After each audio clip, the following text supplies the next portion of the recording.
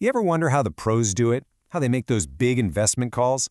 Well, it's not some magic crystal ball, I can tell you that. It all comes down to one core idea, something called a risk profile. So let's get into it. Let's look at the framework they use to separate smart strategy from just pure guesswork. All right, so let's just cut to the chase with the single biggest question in all of investing. I'm asking you directly. How much risk can you really, truly handle? Now, that might sound like a simple question, right? But believe me, the answer is way more complicated and honestly, way more personal than you probably think. And that answer? It's all wrapped up in what we call your risk profile. The best way to think about it is like your financial DNA. It's totally unique to you. It's the blueprint that should be guiding every single financial move you make, making sure your strategy is built for you and not just some generic advice you read online. This is the key, the tool that really unlocks the whole puzzle. So, this financial DNA, your risk profile, it's not just one thing. It's actually built on 3 core pillars. And if you really want to understand yourself as an investor, you have to get a grip on these 3. Risk tolerance, risk perception, and risk capacity. Okay, let's break them down one by one. Okay, first up is risk tolerance. This is all about your gut feeling.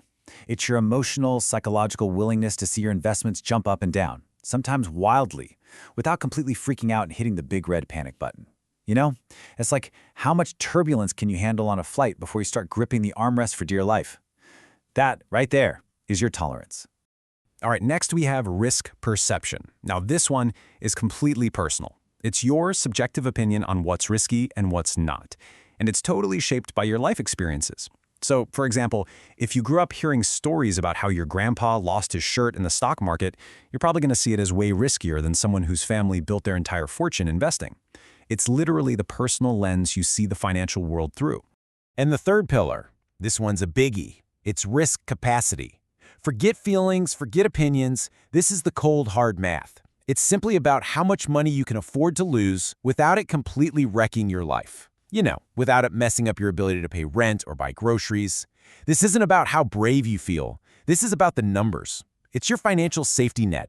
And this right here, this is probably the most important distinction we're going to talk about. It's the difference between what you're willing to risk and what you can risk. Think about it.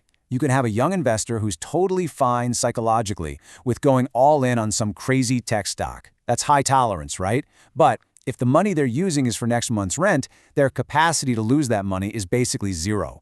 And that huge gap between feeling brave and the actual financial reality, that's where people make absolutely disastrous mistakes.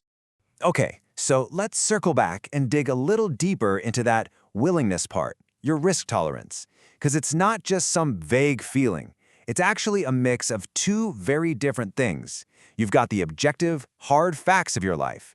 And then you've got the subjective, squishy feelings inside your head. And you can see here how we can split this idea into 2 big buckets.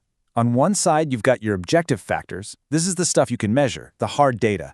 And on the other side, you've got the subjective factors. This is all about your personality, your gut reactions, basically your own unique psychological makeup. So let's look at the objective stuff first. This is the black and white data, the things you could literally put on a spreadsheet. We're talking about your age, which tells you how long your investment timeline is. We're talking about your family commitments, because, kids and mortgages or real financial obligations. Your total wealth, your stage of life. These are the hard facts, the concrete realities of your situation. But then you have the other side of the coin, the subjective stuff, the soft facts. This is all about what's going on inside your head.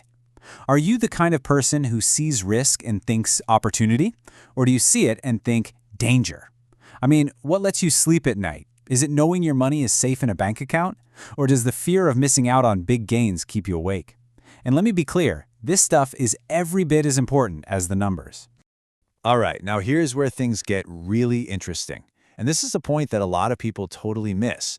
Get this, you don't just have one risk profile. Nope. In fact, it's almost a guarantee that you have several of them, all at the same time.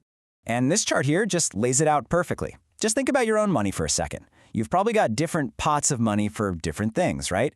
So for your retirement savings, that's long-term, super important stuff. You're probably pretty conservative. You don't want to mess with that. But for, say, an education fund you're building for your kids, maybe you're a little more moderate. And then, what about that little bit of discretionary cash you've set aside, your fun money? With that, maybe you're willing to be way more aggressive. See? You can be a total risk taker and completely risk averse, all in the same day. And one last thing on this, please remember, none of this is permanent. Your risk profile isn't something you figure out once and then it's set in stone forever. No way. It's a living, breathing thing. Think about it. Getting a new job, having a baby, or even just living through a crazy market crash. All of those things can completely change how you think and feel about risk. It's a snapshot in time, not a tattoo. Okay, so we've got all these different pieces floating around. Tolerance, perception, capacity. How do we pull it all together into one single useful profile? Well, here's the bottom line. A real risk profile, one that actually works for you, is all about balance. It's where all three of those pillars come together. It's the sweet spot between your capacity, what you can afford to lose, your tolerance, what you're emotionally willing to handle, and your perception, how you personally see the risks out there. When you get those three things lined up, that is when you have a rock-solid foundation for making smart financial decisions. So now you know the framework the pros use. You've got the inside scoop. And I want to leave you with one final question to think about. Just for a second, forget about how brave you feel, forget about your gut feelings on the market. Ask yourself this. What is your real, by-the-numbers, capacity for loss? If you can answer that one question, truly and honestly, you've just taken the biggest and most important step in decoding your very own financial DNA.